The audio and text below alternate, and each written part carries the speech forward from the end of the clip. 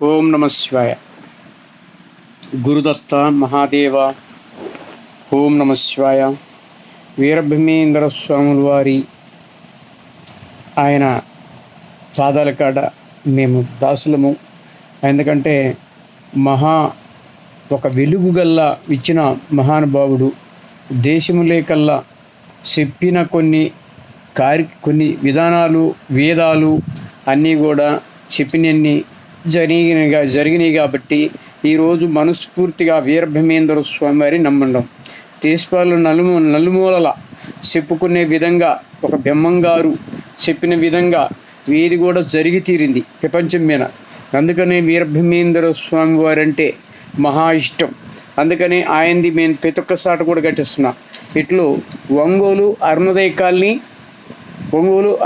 Colony Vinukonda పక్కమటే Nadigadda, Palnadu జిల్లా వినకొండ దాని పక్కమటే నడిగడ్డ.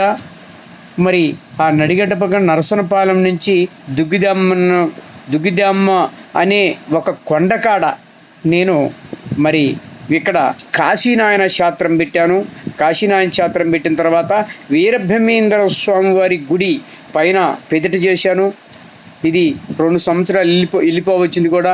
ఈ కాశీనాయన క్షేత్రము నేను మొదలుపెట్టి కూడా కొన్ని వందల మందికి ఈరోజు భోజనాలు కూడా పెట్టడం సాగింది.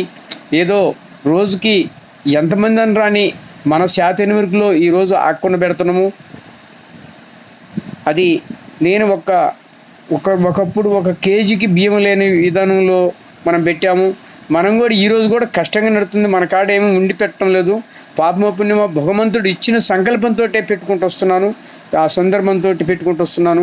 మరి మీ అందరూ కూడా మీ భక్తులు, ఆ బ్రహ్మంగారి భక్తులు ఎవరైనా ఉండగాని మరి మాకెళ్ళి కూడా ఒక్కరవ్వ మీరు కూడా ఒక కూరగాయ రూపంతో కానీ, బియ్యం రూపంతో కానీ, మీరు లేకపోతే ఏదన్నా ధాన్యం రూపంతో, ఇంకా ఇప్పుడు అరుగులు కట్టియాలి, ఇక్కడ ఇంకా వాటర్ పెట్టాలి, మోటార్ కూడా బిగియాలి.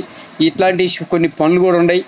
ప్రతి ఒక్కళ్ళు కూడా ఆ సంకల్పానికి మీ అందరూ ఆదర్శం ఉంటుందని మనస్ఫూర్తి కోరుకుంటున్నా. ఓం నమ శివాయ్.